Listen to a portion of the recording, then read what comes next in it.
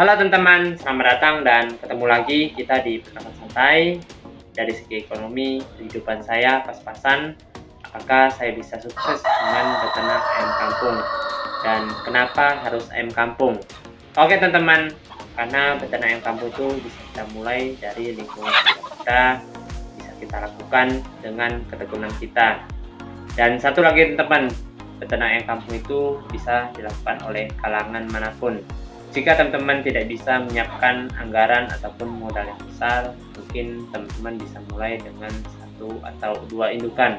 Lalu di sini ada yang bertanya, jika saya mulai dengan 1 atau 2 indukan, kapan saya baru akan sukses dan kapan saya baru akan kaya?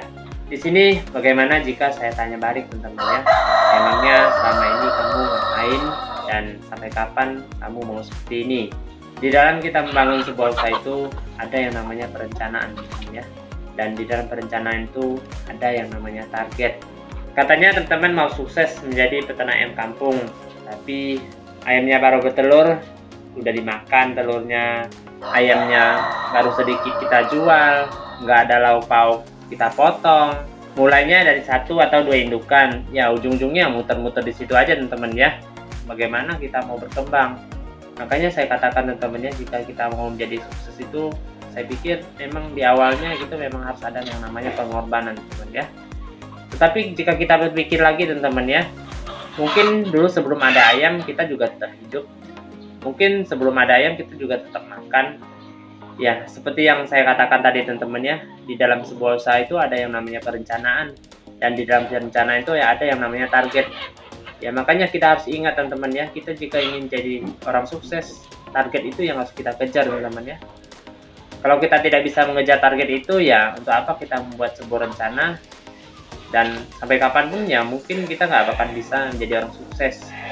Di sini kita sebagai seorang peternak pemula yang hanya mempunyai 1 atau 2 indukan, target kita adalah mencetak indukan yang berkualitas. Di sini perjuangan dan pengorbanan perlu teman-teman ya. Seperti yang tadi saya katakan teman-teman ya, jika kita ingin makan telur, kita tunggu yang akhiran saja. Jika kita ingin makan ayam, ya kita tunggu yang akhiran saja teman-teman ya. Seperti apa akhiran itu teman? Mungkin kalau telur ya telur yang tidak fertil. Kalau ayam ya ayam yang mungkin tidak lolos seleksi untuk kita jadikan indukan. Di sini saya katakan teman, kita jangan pernah gengsi untuk makan telur atau ayam akhiran teman-teman ya. Karena di sini kita mempunyai target. Jika target kita tercapai nanti teman-teman, mungkin sesuatu yang tidak terpikirkan oleh kita bisa kita miliki, bisa kita makan teman-teman.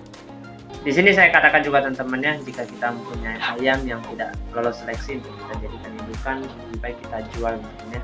Jual, kita kembangkan usaha kita teman-teman ya.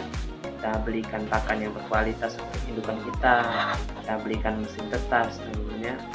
Karena kalau kita mau menjadi peternak yang sukses, kita itu tidak bisa hanya mengandalkan indukan untuk menyerang teman-teman ya, karena kita harus punya mesin tetas dan terus kita kembangkan peternakan kita ini teman-teman. Biasanya ada yang suka bilang teman, kalau ngomong itu gampang katanya ya. Di sini saya katakan teman-teman, jika teman-teman tidak yakin, teman-teman pesimis, teman-teman jangan terjun ke dalam dunia peternakan ayam. Karena kalau teman-teman paksakan, saya yakin hasilnya tidak akan baik teman-teman. Teman-teman bisa mencari usaha lain yang menurut teman-teman menjanjikan, meyakinkan, prospeknya lebih baik. Teman-teman terjun ke sana dan lakukan sepenuh hati ya. Dan teman-teman merasa usaha tersebut juga tidak meyakinkan, teman-teman pesimis di sana, maka saya katakan bahwa kehidupan teman-teman ini adalah kehidupan yang bangkrut. Di sini saya katakan teman-teman, kita sebagai manusia itu kita harus optimis teman-teman ya. Kita harus bisa melihat peluang. Setelah peluang itu ada, kita membuat sebuah perencanaan. Di dalam perencanaan tentu ada yang namanya target, dan target itulah yang kita kejar teman-teman ya. Target itu sangat penting dalam kehidupan kita teman-teman ya. Dan jika target itu telah kita capai, maka disitulah kita katakan bahwa kehidupan kita sudah sukses teman-teman ya. Oke teman-teman, di sini bukan maksud saya untuk ngajarin teman-teman. Di sini saya hanya berbagi atas sedikit pengalaman ataupun pandangan saya. Jika teman-teman punya kritikan atau masukan, saya katakan jangan segan-segan untuk tinggalkan pengalamannya di kolom komentar. Saya yakin masih banyak hal yang harus saya pelajari, dan di sini semoga kita bisa saling belajar, kita bisa sama-sama berkembang, Dan jika ada salah kata mohon dimaafkan, dan ketemu lagi kita di video selanjutnya.